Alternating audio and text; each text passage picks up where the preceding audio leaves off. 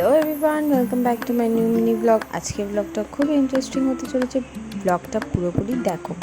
আজকে ছিল শ্রাবণ মাসের প্রথম শনিবার, তাই আমি আমার বাপের বাড়িতে চলে গেছিলাম। আমার বাবারা যেখানে ভাড়া থাকে সেই বাড়িতে একটা বড় ঠাকুরের মন্দির আছে, তো সেই পুজো দিতে আমি আর মা এই যে রেডি হয়ে গেছিলাম। আর বেটি তো অ্যাজ ইট ইজ 3টে ঘরে দাপিয়ে বেড়ায়, সেই জন্য এই কাকিমাদের ঘরে চলে গেছিলো।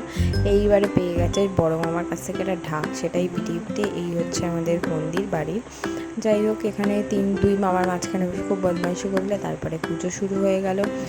পুজো এখানে বাবার পুজো আমি ছেলে হওয়ার পর থেকেই বাবার পুজো দিয়ে থাকি, কারণ আমার ছেলের কিছু প্রবলেমস হচ্ছিলো, যার জন্য আমি বাবাকে এই দুটো প্রথম শনিবার এবং শেষ শনিবার করার চেষ্টা করি। ঠাকুরের দয়ায় 2 বছর আমি খুব ভালোভাবেই করতে পেরেছিলাম। এই বছরেও খুব ভালোভাবে প্রথম শনিবারটা আমি পালন করলাম। তোমরা কে কে শনিবার পালন করো এবং কে কে এই পুজোর সিন্নি খাওয়ার জন্য ওয়েট করো, সেটাও আমাকে প্লিজ কমেন্ট করে জানিও। আর আমার আজকের মিনি ব্লগটা কেমন লাগলো। এই হচ্ছে আমাদের বাড়ির মূর্তি, খুবই সুন্দর। আজকে খুব ভালোভাবে বাবা আজকে পুজো নিচ্ছে। তারপর ছিল প্রসাদ মুখের পালা।